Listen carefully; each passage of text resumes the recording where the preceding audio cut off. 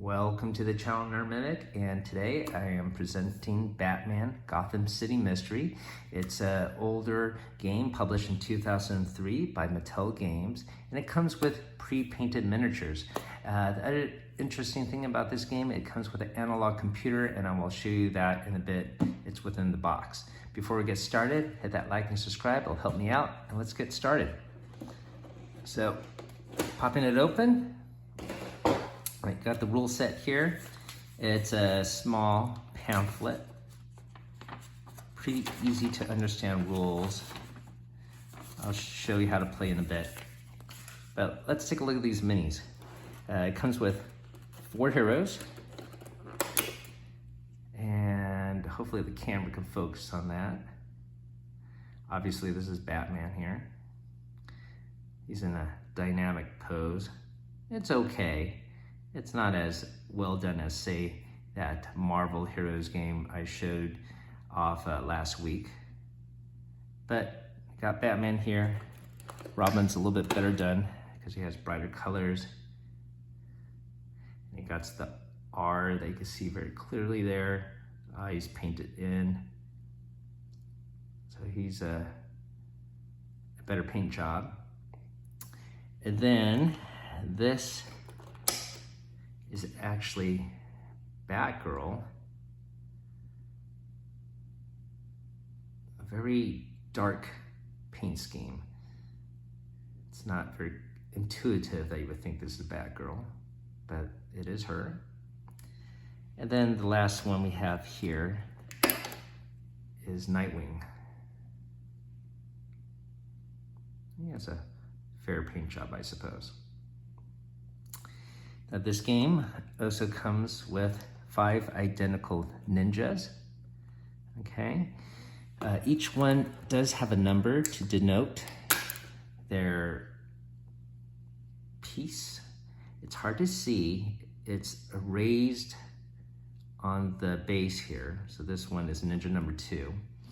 And this actually leads to my first complaint about the game is when you're playing this game and you need to scan who has what, and you need to know which ninja they are, and it's sometimes hard to read this number. So I think I might go back and paint this over, or at least put a sticker on the bottom to help you out, but that probably be the main complaint about the paint job there. All right, so you got a dice here, got the game board,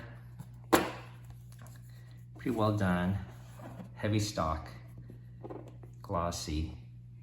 And so with this game, the 4 heroes start at the corners with the bat symbol.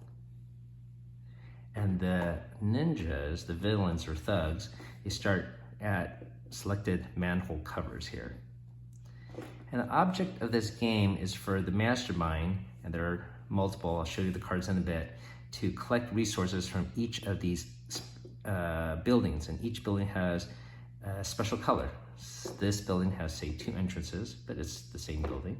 This has only 1 entrance, this has a single entrance. And basically, you're trying to get a resource from this building and run away and exit. Not through the manhole, but to the edge of the map. Once you reach the edge of the map, you escape with the resource, and the mastermind collects it. And he has 10 resources he needs to get. And of course, the heroes are gonna try to stop them. All they have to do is touch the thug, and they will be placed within jail, and the heroes will collect that resource and keep it away from the master. All right, so that's a pretty simple overview on how to play the game. And this itself is the analog computer. All right, and so when the thug goes into a building, he's gonna pick a resource. And which resource do you need? Well, it depends on which villain you are. So we got here Penguin, Mr. Freeze, Catwoman, Harley Quinn, the Joker, Poison Ivy, Two-Face, Ra's al Ghul, Scarecrow, and the Riddler. So let's suppose one player is the Riddler. So he wants to get these select items. So let's go with the yellow here. If you went into the yellow building, he would want to get the card with this icon. So that would be this one. Let's suppose he's trying to throw a hero a trick. So he could go into that yellow building, but he doesn't have to get this card. He could actually get an empty box because maybe he knows Batman's right around the corner and he might get captured. So he might want to pick to get this box, and then if Batman catches him, Batman actually has nothing to use to determine who the mastermind is. So when the thug gets captured, let's suppose he gets the one with the item. You will slip it into the analog computer here. And you can see these yellow lines correspond with certain heroes. Certain villains. So there are 4 possible villains that could be the mastermind.